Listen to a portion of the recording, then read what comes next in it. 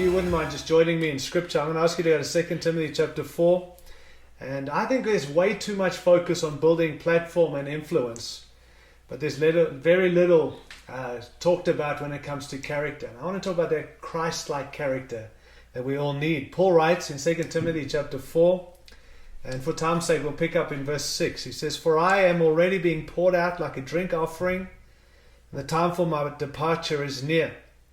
He says, "I have fought the good fight, I have finished the race, and I have kept the faith.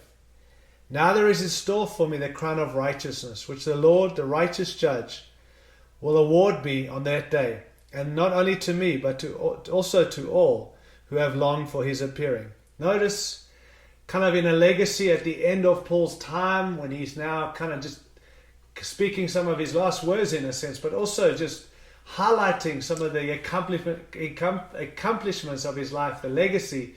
Interesting how he doesn't mention one church that he's planted, doesn't mention one letter that he's written, doesn't mention one trip that he's been on, doesn't mean anything of that we would probably say is so significant.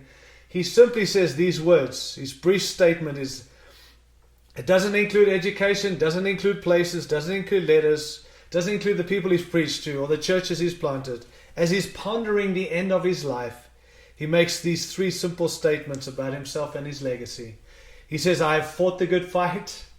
He says, "I've finished the race and I've kept the faith." Not I've survived, but I've finished. And I do believe, friends, that it's got to be an intentional thing. It's not just something that happens. And in actual fact, if we're honest, a lot of people fall out of the race. A lot of people don't finish. A lot of people don't keep the faith.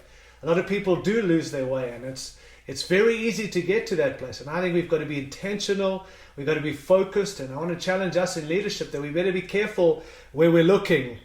Proverbs 29:18 says, "Where there is no vision, the people perish." Or the NIV says, "Where there is no revelation, the people cast off restraint." I want to just say, be careful where we're looking. I believe we need to be looking to Christ, looking at Christ. We need to make him the focal point. The Bible is very clear in that. But we also need to understand that we need vision. We've got to live with vision and lead with vision and point people to something and to someone.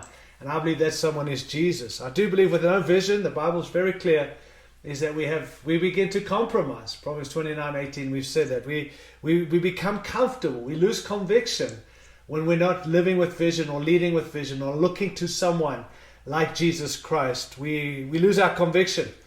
I think even in a season like we've all been going through, this lockdown globally, it's shown us that people have lost their way because they've been focused on the work they're doing rather than the Lord of the work. And I think that's something that's been really good for all of us, is that we live with conviction when we're linked and looking to Jesus Christ.